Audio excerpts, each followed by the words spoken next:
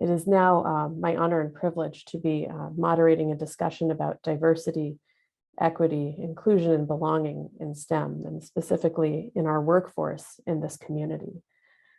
I say privilege because I feel very lucky to be able to have this discussion with a really fantastic group of panelists that you'll meet in a moment, and to be able to have it in this forum on this stage. Many of us have unearned privileges. For example, the land that many of us inhabit isn't ours. And we have unwarranted disadvantages based solely on our background, our skin color, sex, gender expression, orientation, religion, a long list of other things, and how these things are perceived. We use the term underrepresented a lot in this space. And while that is technically accurate, it is not really the whole picture. This is why we say marginalized and minoritized, because this is not a coincidence that underrepresentation happens, but it is something that our system has done.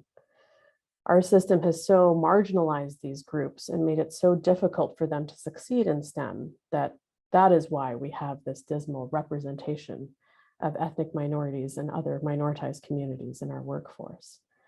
Some striking examples, a recent study found that Black people made up 7% of the workforce and just 3% of management jobs at biotech companies, well below their 13% representation in the US population. Similarly, Hispanics, who represent about 18% of the population, made up 6% of the workforce and 4% of management positions.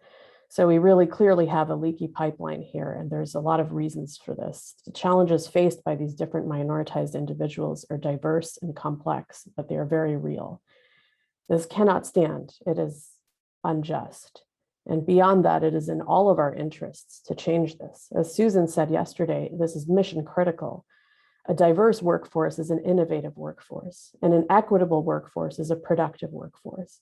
Every day that we don't fix this problem slows us down that much more for meeting the scientific challenges before us. But there is also very good news here. The good news is that we have incredibly strong momentum against the oppressive forces in our system that have made things this way.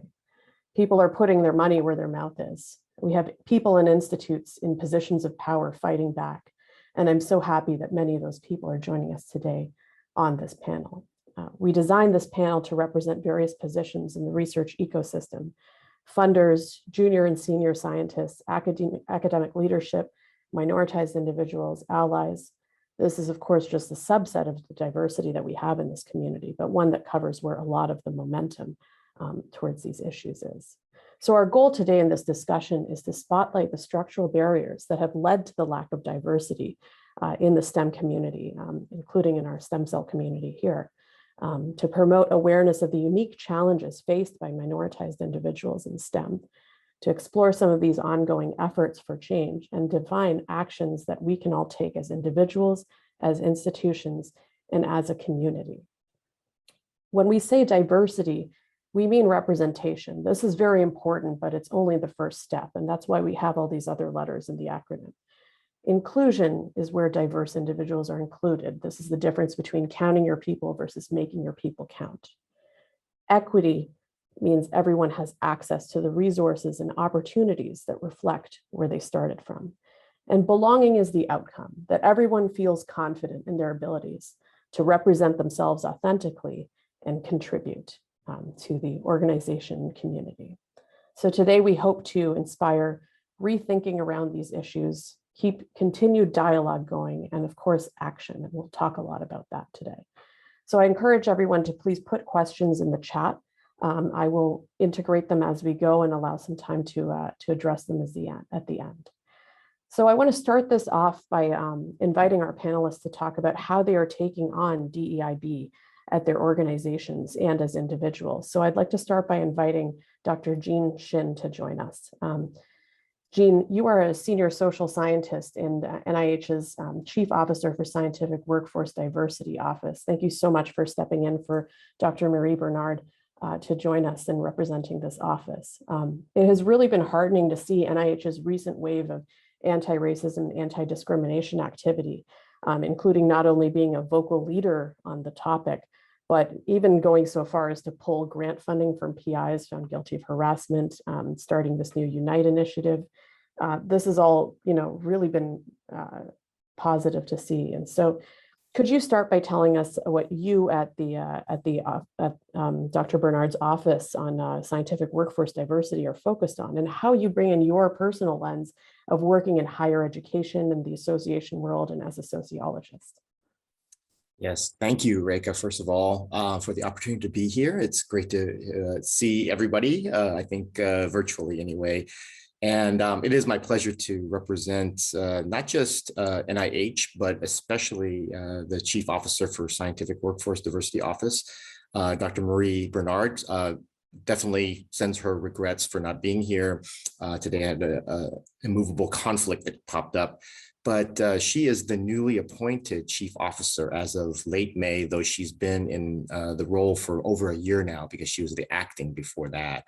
And I point that out because in working with her for this time, I've been so impressed, so sort of inspired by her vision to both build evidence behind diversity, equity, inclusion, and accessibility issues, belonging issues, disseminate that evidence, and then finally act upon it.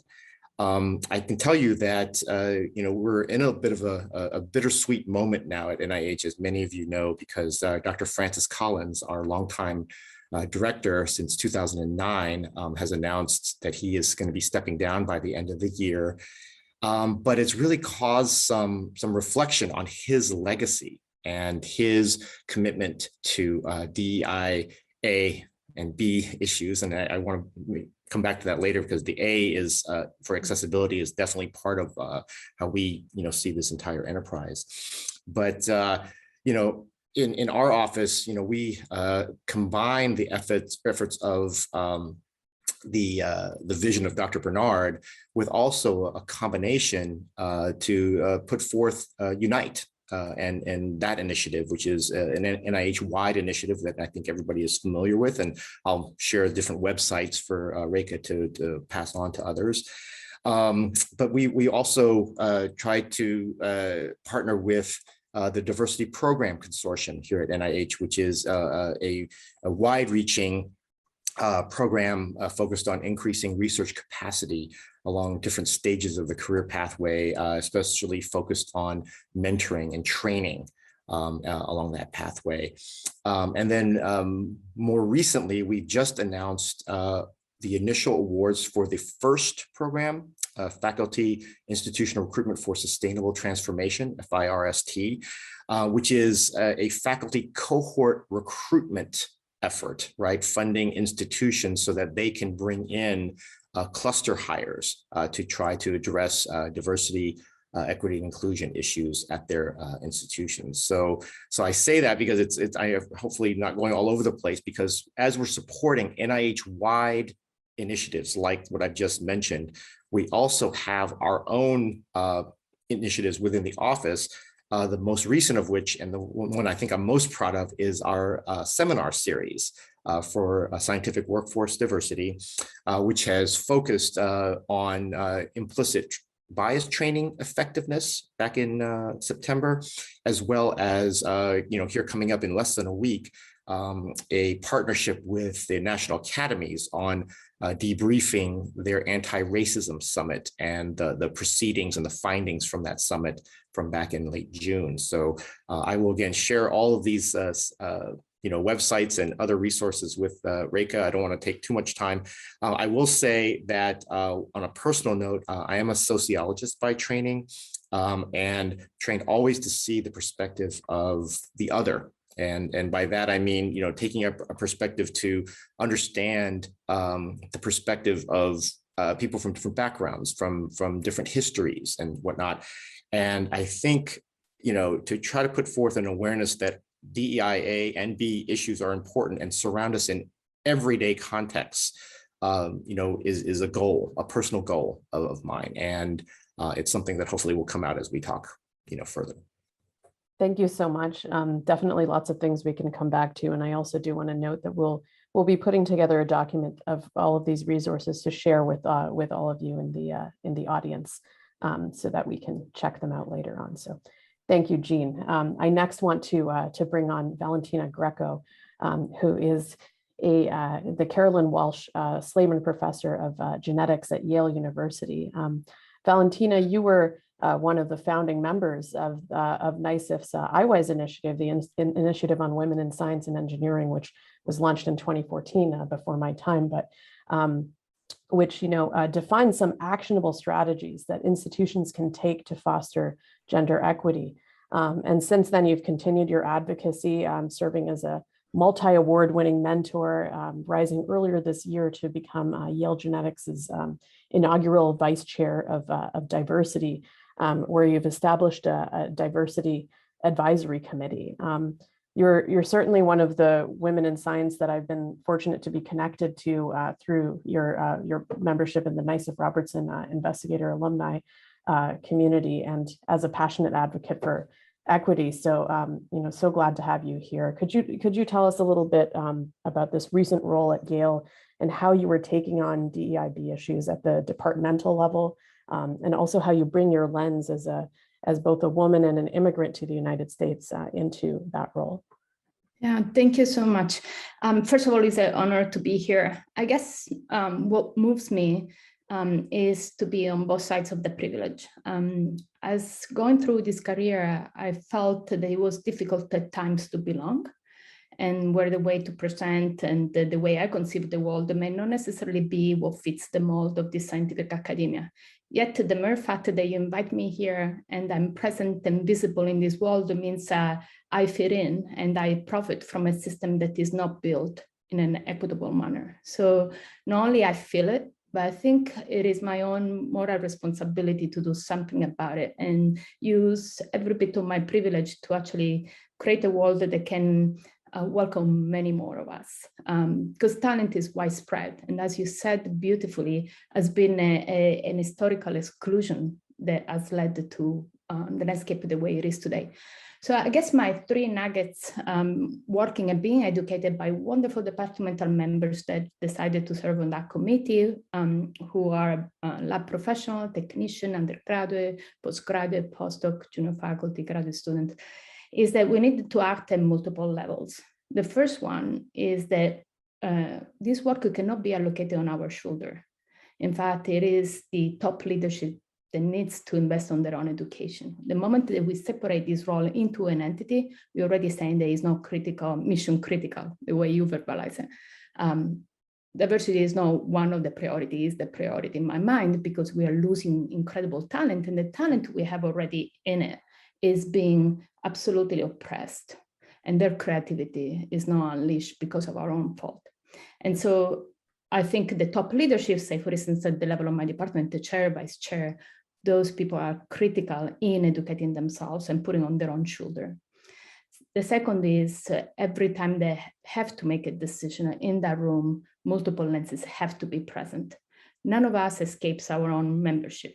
I don't escape mine. A gentleman who is white, able, cis doesn't escape his, and people of other membership that are historically oppressed don't escape theirs. So the only solution we have is all biases are in that room. And that's work has to be put again on the top leadership for having those lenses in the room. And finally, it's really about scrutinizing each and every day decision. We tend to think we have an initiative where we fix the problem. Well, if that was that simple, it would have been already.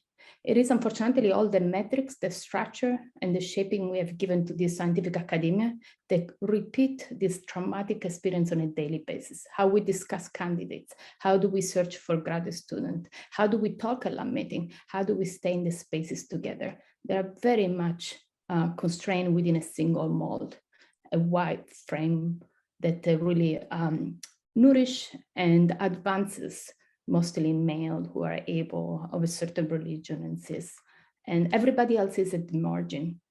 People like me, much more closer to power, they can profit from some neutral moments, but people that are not like me and membership, for instance, of Afro-American or Asian, and you know the list is on and on and on, those are even more at the edges. And so we are really in a critical moment where it has to be on all of us, each and every day, to make a change.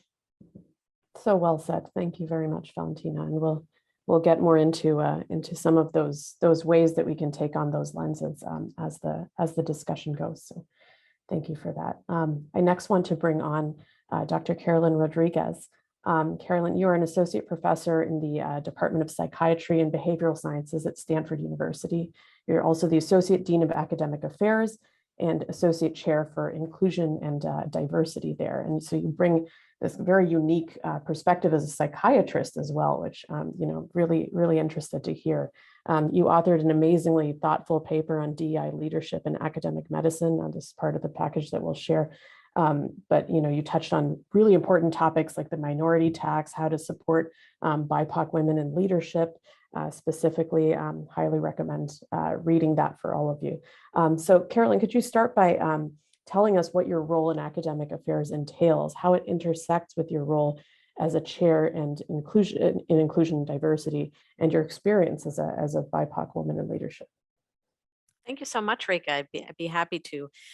Thank you for the invitation, and I really appreciated how you're organizing the panel in terms of practical things that people can do. And what I would say is, I feel very fortunate to be able to contribute in the Office of Academic Affairs in terms of having an eye to all of the wonderful things that are going on in the School of Medicine and seeing how seriously leadership is taking diversity at all levels. And in that role where we assess promotion, and so very present in my mind is the sort of pyramid that has been published where the URM at each level the percentages get less, and then even less when it goes to leadership levels. And so we're working hard to try and make systematic changes and increase visibility for these issues. You mentioned also my work at the departmental level. I think the things, again, that are really important and what you're doing through this conference is to raise visibility of the issue, right? And then create systematic changes. So that involves having dedicated effort for individuals who are leading these efforts, having targets and goals that you want to achieve, and then just moving systematically in a transparent and accountable way so that you're bringing along people to make those changes. And then finally, I'll just say that I'm a big fan of peer mentorship. That has been really critical in my life.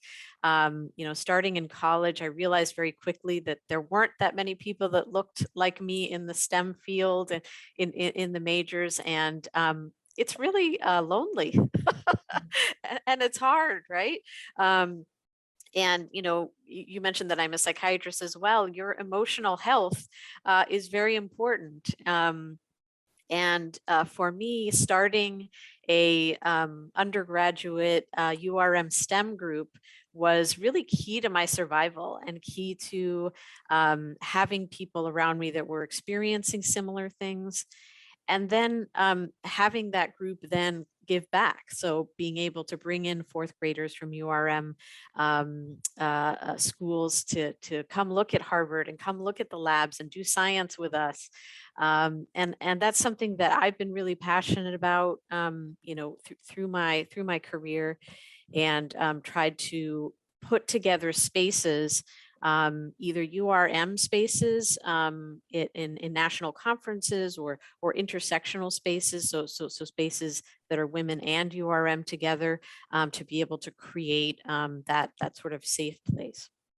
And bridging beyond that, creating spaces where that are mixed and that people can feel safe to practice the tools to be able to interrupt bias, to be able to be an upstander and do things in the moment. So we need both, safe spaces, mixed spaces, practicing spaces, and just having a lot of grace with each other as we all learn together.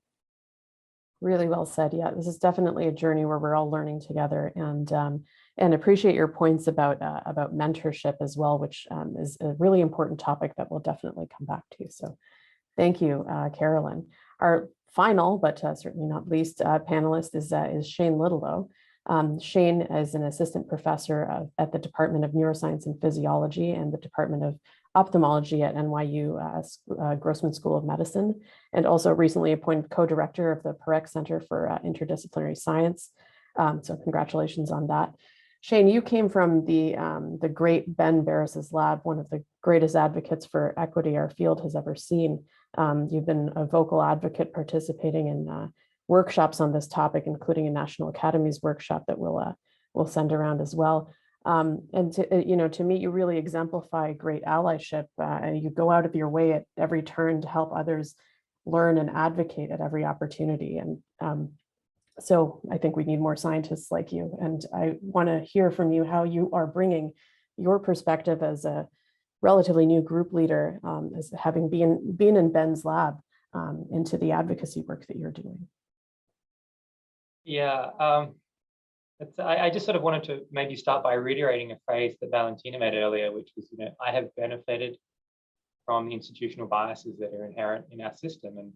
And of course, the other really beautiful phrase I think she used, which was talent is everywhere. So I see, being an ally and being in a position of some degree of power is it's now my job to help raise that talent or find that talent and help raise that talent to the same level as me and ideally beyond, which would be really fantastic. I think one of the problems is that often people think that diversity, equity, inclusion should be the purview of, and I think it should not be the burden of, those who are already underrepresented. So I think having very active allies is a sort of a really important part of the puzzle here. But as for your original question, this is a question to which I wish I had a more eloquent answer. There's all the usual things, making sure you are a member of your institutional DEI committee, or here I was one of the founding members of that, trying to be a strong advocate and using my platform for good whenever I can. It's always a really fun and empowering experience to use, a conference when you're up giving a keynote in front of thousands of people to speak truth to power. It empowers the people who are in the room who don't feel represented, and it also enables them to feel comfortable to come and talk to me. And it's actually how I've hired a lot of people that otherwise I may not have seen. And we can also do this at a smaller level. So my lab partners with New York City area, inner city grade schools and high schools to sort of tell them what life as a scientist is about. Show them that they too can be a scientist, particularly for first generation students. The vast majority of people in my lab are first generation college students, myself as well. So just letting them know what happens at college. Even something as simple as pointing out that you get paid to do a PhD. It's not additional debt. It may not be a lot, we can have that argument later, but you definitely get paid to do some form of your education, which I think is, unless someone has told you that, it sort of already puts those roadblocks in place very, very early. And the other stuff that I think is really important is, making sure I'm involved in our admissions committees across our graduate and medical programs, making sure we fight for the diverse enrollments, and also doing that in my own hiring practices for research associates and postdocs, and making sure that every population in my institution where I can have a particular role to play can be as diverse as possible. And also being involved and acknowledging that problem and being a supportive ally as I can be. And not just talking about the problem, which is very easy to do, being an active contributor to sort of resolving the problem. And I think, one of the things I think that is the most important, particularly for someone who looks like me, even though everyone wouldn't know my particular sort of individual journey, is to listen. It's really important to listen to those who may be less represented than myself. Listen to what their concerns are, determine, at least at the institutional level, what might be an effective solution to address that concern, and then helping either that individual or, with their sort of interests in mind, finding the most effective person to raise these issues with for maximal outcome. And I think that makes a really good ally who's able to sort of direct the concerns to the right people. Thank you so much. That is a really great explanation of allyship, and also appreciate you highlighting the sort of seeding the pipeline as well. That's a really important aspect of it. And I definitely also feel lucky to be at an institute at NYSCF where we put a lot of emphasis on student education and broadening access to student education to communities that may not have access to it quite as readily as all of us did. So I'd like to invite all of you to turn on your cameras and come on now, because I have some questions for many of you, many topics to get through. We'll see how many we can. What we talked about diversity and the difference, moving along that continuum to inclusion, to equity, to belonging, to accessibility. I mentioned the IWISE study that we had published. Valentina mentioned some data on the leaky pipeline. We start even at the level of gender equity. We start at roughly equal numbers in the life sciences at the undergraduate and PhD level, and by the time we reach full professors, we're only at 25%. And this is based on data that we collected, many others have collected too, from hundreds of institutions worldwide. Nobody's doing this better, and it didn't improve over a 4-year span, which was also really disheartening to see. It means that we're losing brilliant minds in this field. We're losing this talent because the environment is inhospitable to them. So I want to spend some time talking about what are the structural barriers that are inhibiting success of these minoritized communities, and what are some ways that we can dismantle these barriers. Valentina, do you want to start? Sure thing. One thing that comes to mind is the false myth that we like to tell each other. Like, for instance, you, Valentina, as a woman, will suffer imposter syndrome and things like that. Instead of saying, you are continuously reminded that you don't belong. It is not on you, it's on the system. It is the way we even speak to each other that is not how you've been socialized, or the way that you have to make it through the system that is called meritocracy, which instead is really access to resources, to power. Even the interaction with the editorial board, is all another system of the inner circle that is just reflective of how wealthy you have been with respect to access to how things work. And so my heart goes into thinking how constantly, even in the people that we have literally welcomed, it's not that they are part of the system, we just begin to welcome them. I see how we don't know how to teach them, how we expect from them a behavior when they don't understand something in class, as if they had the luxury to come to the professor and say, I didn't understand. When instead that there are barriers that we have put in place that impair their advancement, impair their belonging. And that goes back to the point I was saying is, are we understanding the everyday practices that in fact discourage, excludes, and oppress everyone? Thank you. Oh, I can add, which is, I think we need to think about structural and kind of physical changes that may help inclusion and belonging, as Valentina is saying. This can be something as simple as, at a conference, making sure that you introduce yourself to maybe students who are at the fray, just say hi, welcome them, bring them in. Or structurally, if you're in a conference committee, you can recommend having like badges or something to say, oh, these individuals are new, or pick out people to introduce. And I really think that connection is important. There's nothing worse, and I have been there, when you're in a room full of people who may or may not look like you, and they're all in these little clumps, and it's hard to know where to start. So that's one part. And the other is teaching and training our students to expose themselves to this fearful condition and practice giving their pitch, their one sentence, like, this is me, and putting themselves out there and being okay to have people turn around and then just go on to the next person. Because when you put yourself out there, you can make great connections, and you will find, allies, those of us who are on the call that really want to help. So there's just kind of trying to break down each kind of interaction into concrete ways to be able to help. Thank you. That's really, really helpful. Jean, you had alluded to the Unite initiative earlier. This is really a sweeping thing happening at NIH. Could you talk about the kinds of things that they're taking on in terms of what structural barriers it aims to dismantle and how?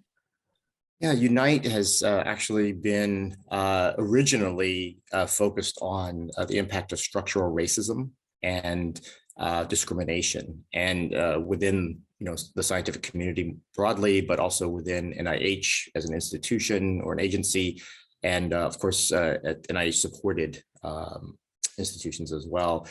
The efforts really are to try to partner with individual institutes and centers in terms of providing funding and other kinds of resources to boost the things that ICs are already doing at NIH well programmatically, as well as new initiatives.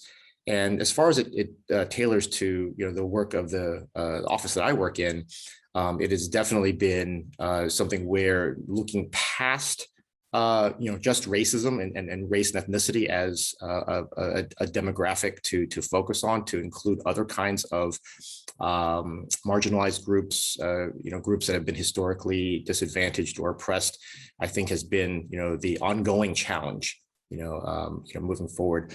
I did want to say too that one of the things though about Unite is that it is coming from our leadership. And, in terms of structural barriers, this is something that all three other panelists hit on before, that, to me, increasing savvy of people as they move through the pathway about attention to diversity, equity, inclusion issues, I think gets more and more developed.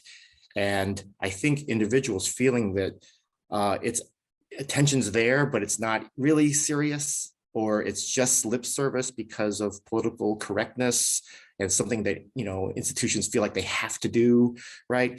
I think, making DEIA, DEIAB goals and outcomes part of the formal communication that's coming from leaders, and it's easier said than done. I mean, it sounds like, oh yeah, of course leaders can just do that. That doesn't naturally happen sometimes, but also making it part of the reward structure that is passed down, I think, is probably, a solution. I'm sorry, I'm jumping ahead because you probably were talking about solutions here too. And then I'll finish with the fact that I think Unite and other related things at NIH, some of the things I mentioned before, have increasingly been focused not just on numbers. I think that's, we've talked about this a little bit, right? About there being more representation, more diversity. You certainly have to have a critical mass to do, to get this process started in terms of change or in terms of recognition. But I think that our office is increasingly focused on the experience of people, right? The day-to-day well-being that people along the pathway, from students through grad school, through postdocs and early career especially, what that experience is like. And is there qualitative data that you can gather, to get at this? Because, in the end, and Raeka, you said this before, that, I think, diversity in and of itself and numbers aren't necessarily the only part of this process, right? It's not just recruitment, it's about retention, it's about satisfaction, it's about happiness, it's about fulfillment, it's about maximizing productivity. And I think those are the things that we don't sometimes pay attention to when looking at just numbers. Thank you for making those points. And it's, I think it's been so meaningful to see NIH sort of, putting a lot of money into this, putting a lot of these initiatives right from the top, because they are sort of that bellwether in our community. And that, I think, that is prompting a lot of action from other peer organizations at the highest levels. Shane, anything you want to add to that? I mean, I think, as always, others have said it more eloquently than I could, and I think from more sort of appropriate places. I think that the one thing that we haven't sort of really brought up a lot, although you did mention it a little bit about Jean's sort of work at the NIH, was, accountability is fairly low or non-existent. For example, and we've all done this, many funders and foundations require statements about diversity, equity, inclusion when you're submitting your grants or your fellowships, but these are often pretty shallow. You may have a small number of words to write it. And those who receive the awards are rarely held accountable for these statements at all as well. So that it makes them simply an administrative hoop to jump through. And none of this is really pushing real change. And I think, if we're going to ask people to write down how they are an advocate or how they will work within their institution or their lab to be better at inclusivity and working hard for DEI, and we give them money and then they're never involved in many of the discussions or actually implementing change in that institution, why are we giving out funds and supporting these people in the first instance? I think that's something that needs to get better moving forward, because it's really painful to see this happen again and again. Thank you for raising that, Shane. I think, funders definitely have a unique role in this ecosystem. That's why it's, meaningful when NIH is doing some of this stuff. And this is also something we thought about. We just released our early career RFAs yesterday, and postdoc fellowship RFAs. And we had, initially had this, had a section in there to have a statement about DEIB efforts. Last year we had it be an optional thing. This year we have it as a mandatory thing, and we're integrating it into the review process so that it's, it is really considered more carefully and as part of, the entire sort of merit of a candidate. And certainly your point about accountability is taken to, ensuring that comes in progress reports or those sorts of things. Those are great points. And Jean, I don't know if you want to add anything about the sort of funding lens that you are taking at NIH towards these issues. Yeah, no, Shane brings up great points. I mean, I think he did very eloquently, put forth the concerns that have been put forth here internally about this.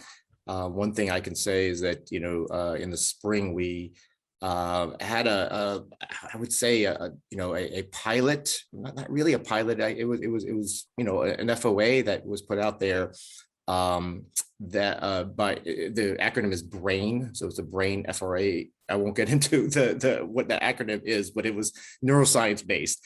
And but the idea was that this was the initial FOA that made a commitment to diverse perspectives and training, and a formal part of the evaluation process, and it was stated, right up front, right, that this was going to be a formal part of that, the process. And so, it's things like this that, I think are slowly, getting off the ground and things. And as we get, of course, data points back that things have been successful, and that, to Shane's point, that in fact, people got more room to actually talk through how building in DEIA and B would be part of the project plan, or what the research initiative that's being put forth.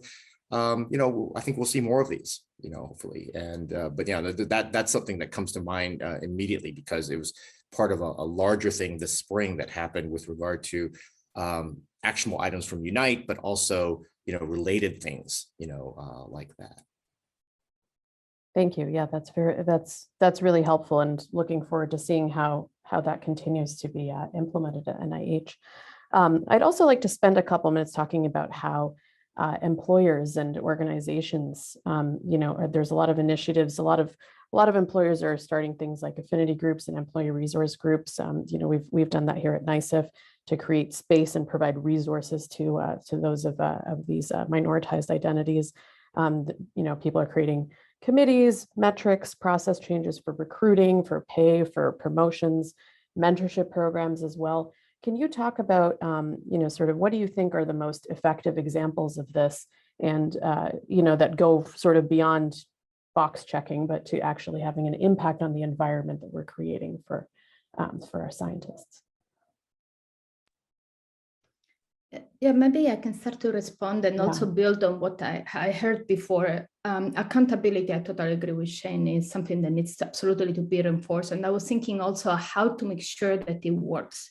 I've been on panels where I've heard people saying, for instance, I've hired the first URM in our assistant professor pool, yet I've seen that letter and I've seen the offering being 1/4 of what the counterpart white male will get. So for me, my existential crisis is, how are we going to make a change just by asking and demanding certain things when there is always a way, like a viral or host interaction, where the viruses keep evolving as to maintain the status quo, so as to maintain access to privilege only for a small group of people. So I think as I observe our work with the diversity committee and myself, I find that the equivalent of our Dean Latimore, who advised our Dean of the medical school, should happen for each and every departmental chair. Either we completely change the landscape, which a Yale Medical School, they're lovely, but they are mostly in basic science, there is not a single person that is not presenting white and male and cis, not a single person. So that uniformity is unfortunately what we inherit.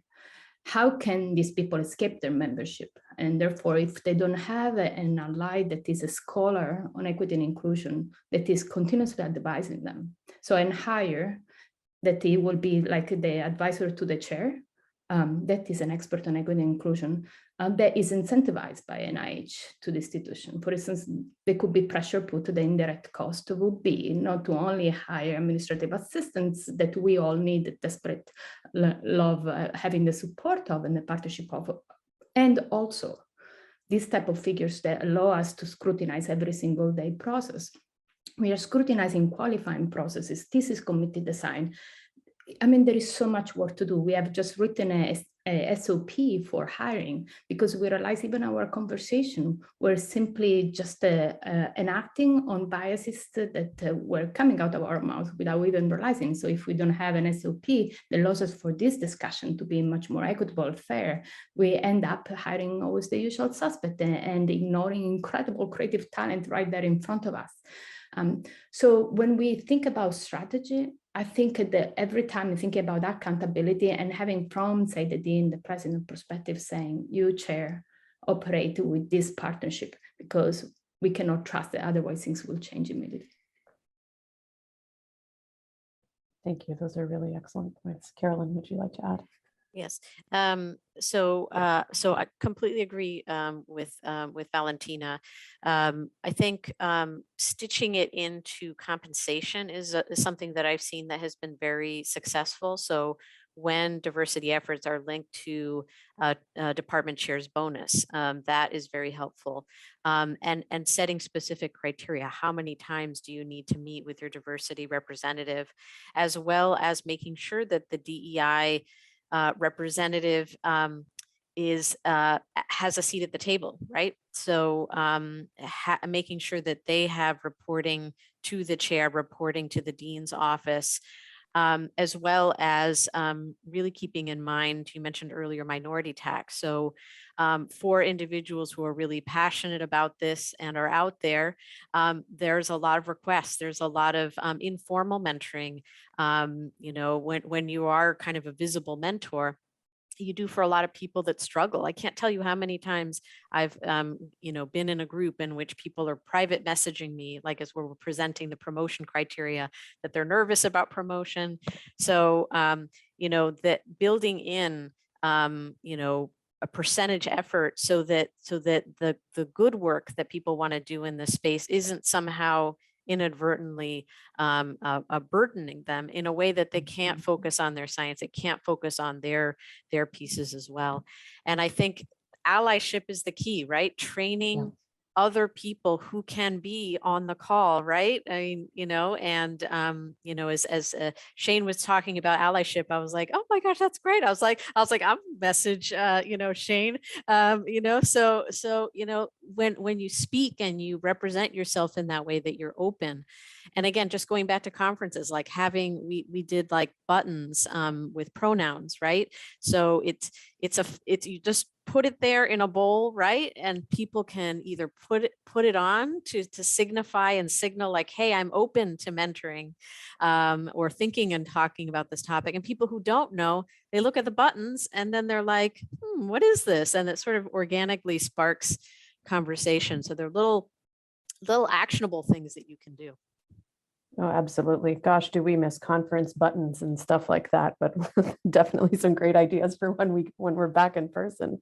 No, but thank you for all of those. I think the burden is such an important thing that, it ends up happening so much that, those who are already in positions of less privilege are kind of, added burden to kind of fix the problem, which is just, obviously not the way to take it on.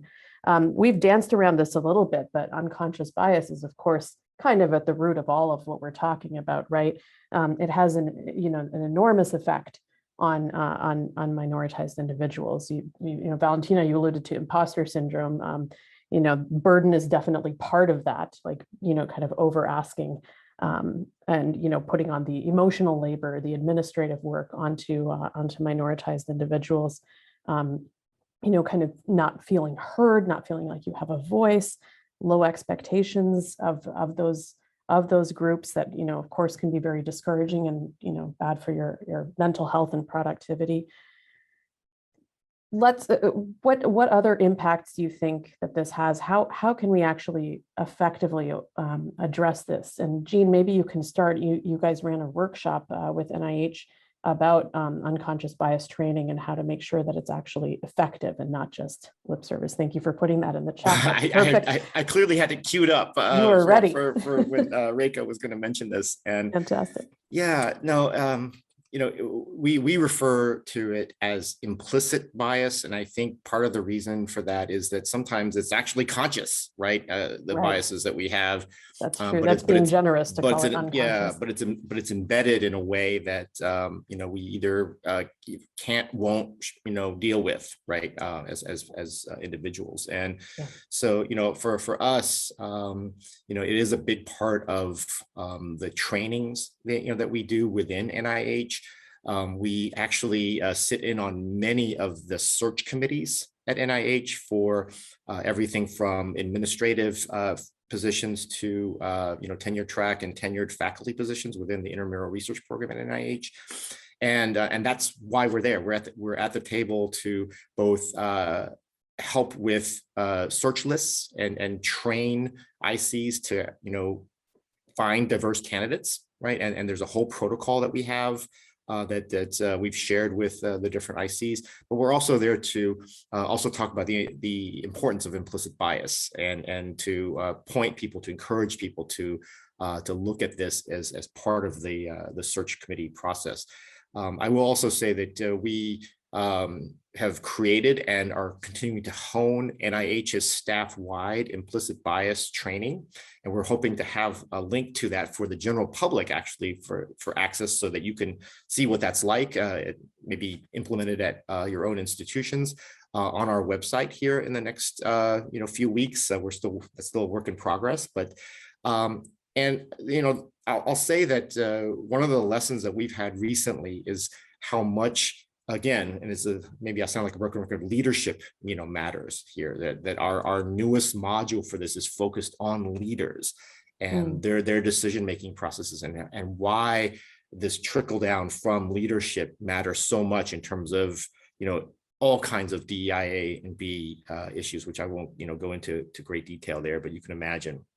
And so that's just something that I'll say. The thing that Raeka generously mentioned that I put in the chat was that we actually, though, are self-reflective. We don't know that we have all the answers, but we ran a seminar as part of our inaugural seminar series presentation, is implicit bias training effective? We invited 4 academic researchers, as well as a high-level dean from the University of Michigan, to talk through this and to put some thoughts out there about the literature on this. And so the link will actually have their slides as well as a video recording if you care to go see that. But it's something that we're constantly being reflective upon, and I think it's something that the bottom line is that it matters. And but we just don't know exactly how it matters for different individuals, both people who are victimized by it versus also those who can help.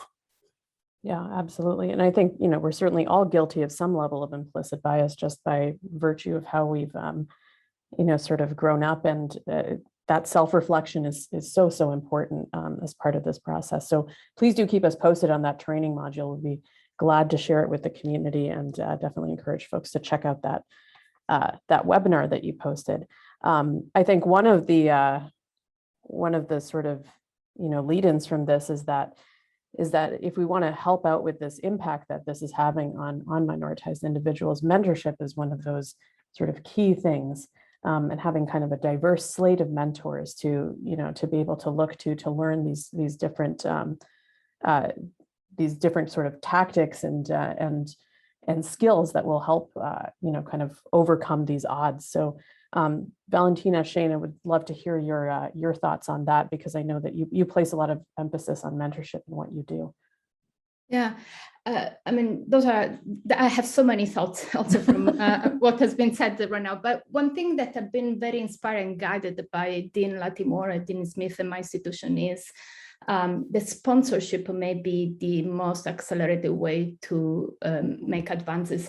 And to me, that resonates a lot. Like, I found myself being passionate about mentorship because I think it's the integral part for us to grow, and my own growth as well, in a way that is healthy and continues to fuel into the scientific discovery. But when I act as a mentor, I also reinforce the same metrics that may be toxic without me realizing it, because implicit bias is essentially the bias we cannot see in ourselves, that we continue to influence our actions, even though our aspirations and goals are different. So sponsorship, and we are studying deeply with that, with the guidance of Dean Latimore within our department as an alliance across lots of DEI and medical school, and how to accelerate that effort. Could you say a little bit more about the difference between mentorship and sponsorship? Because this is also something I only recently learned, and we don't really talk about it much in academia. Absolutely, and please,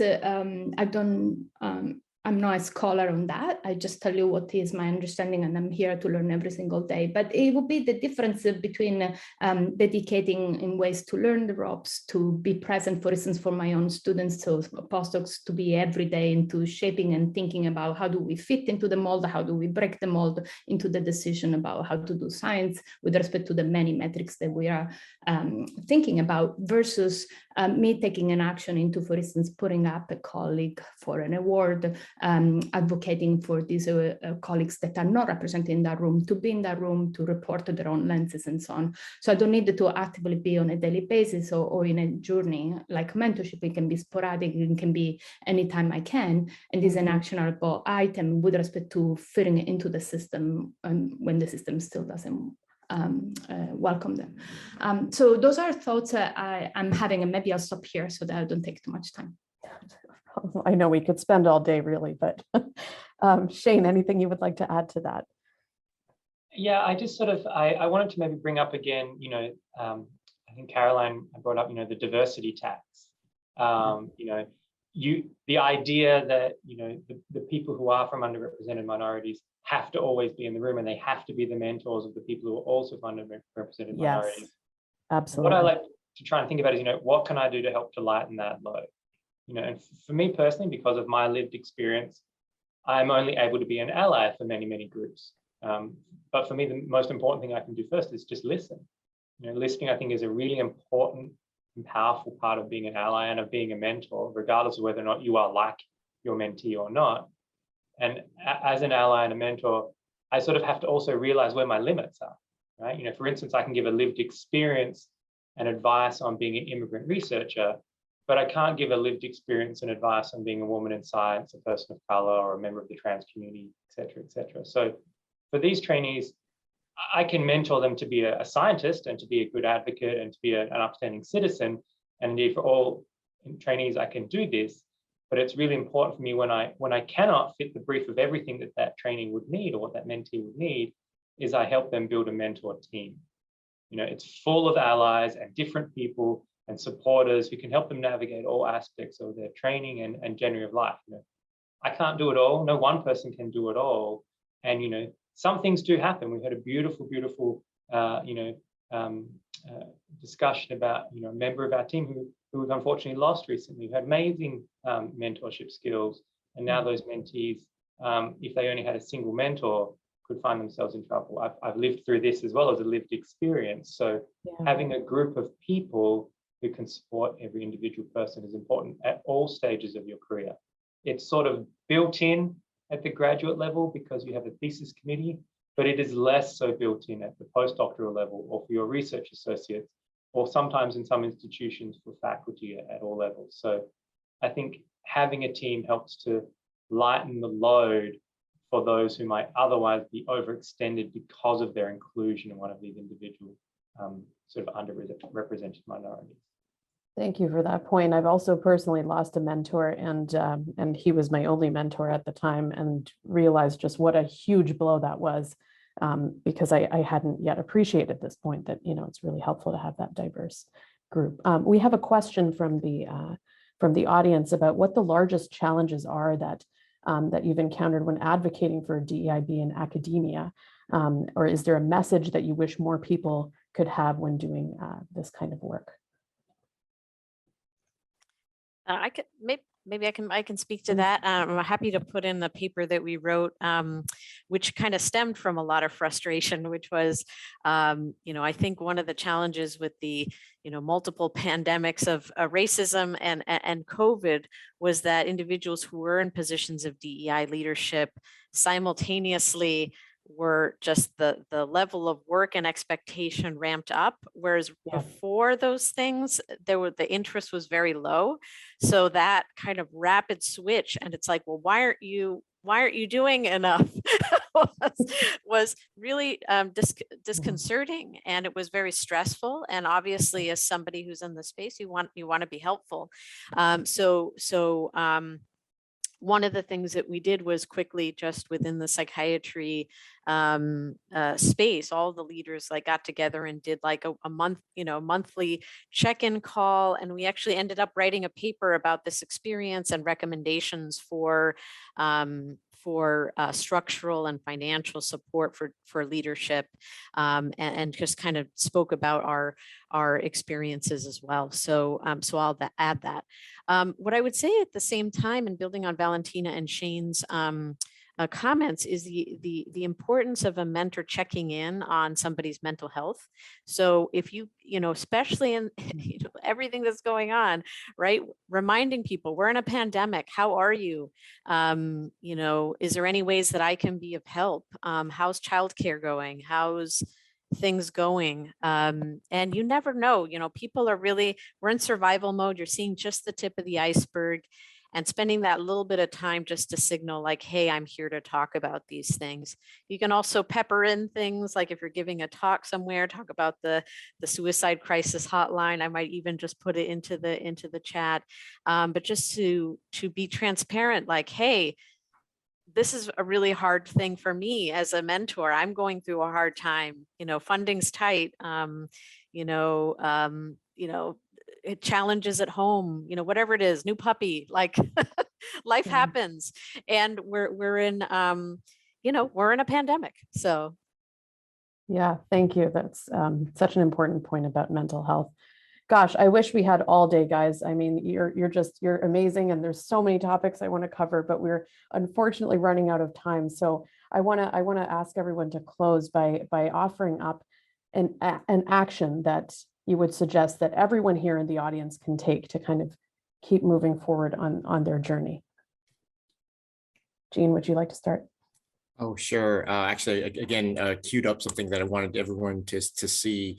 And this is a blog that Marie Bernard, who is my boss, and Dr. Collins is her boss, put out recently honoring Dr. Collins for his leadership. And first of all, it has a lot of the resources that I was talking about too, and links and stuff. So it actually doubles as a good you know, one-stop shop.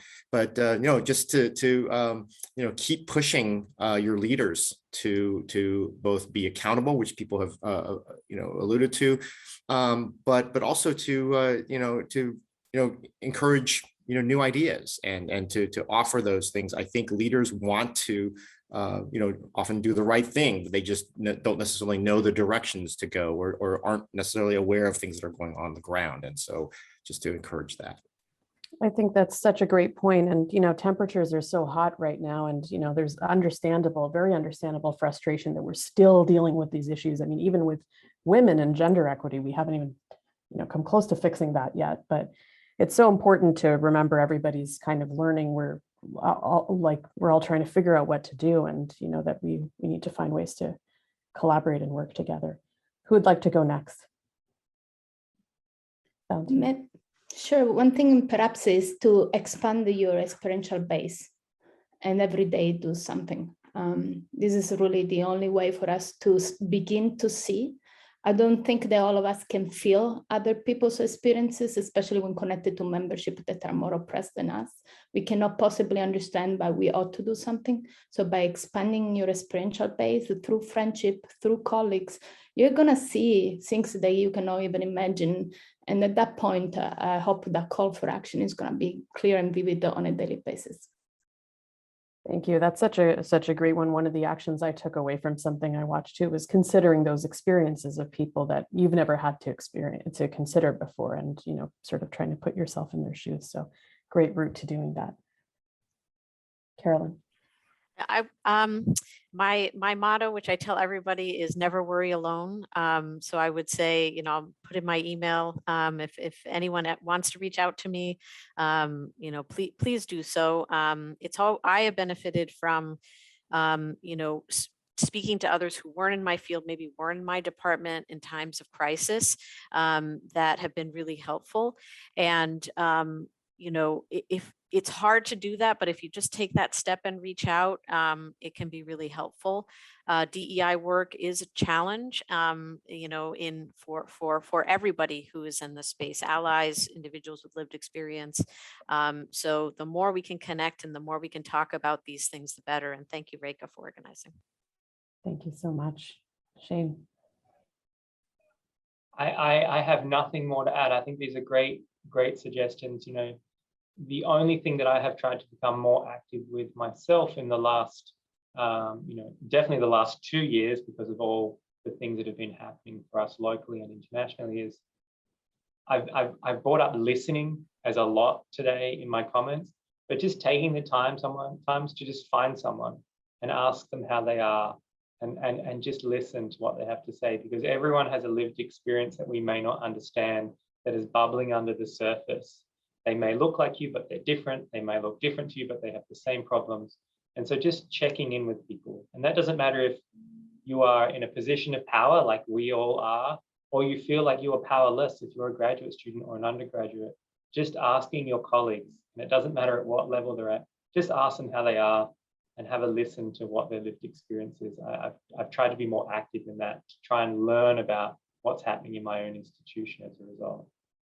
May I add just very quickly to Please. Shane's great point that, please join things too. Associations and societies, I'm biased. I used to work at one for a long time, but they can really be, a central place to find your identity as a career person, or, disciplinarily, or to find those folks to talk with and who know what you're going, through, on all levels. So just wanted to put a plug in for associations and societies that way. Absolutely. And it's totally cool to be biased about your bias, and about ways to overcome your bias. So thank you, Jean. And thank you, Shane, for that. I think that's so important. We are all learning. And this is, while this is the end of our discussion today, this is not the end of this conversation. So I thank all of you for sharing these great resources. As I said, we'll be circulating these to all of you in the audience, both through the platform and through our follow-up email for this conference that you'll receive later this afternoon.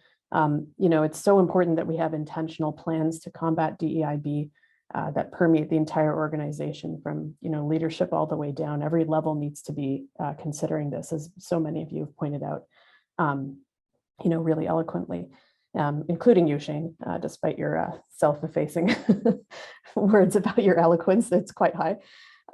We didn't even touch on health equity, but that is something that is also, a related problem, and, it's its own discussion, and we will be addressing that in the plenary discussion later today. So definitely encourage you to listen to that. So I encourage all of you, the panelists, participants, everybody, reach out with your ideas and your resources.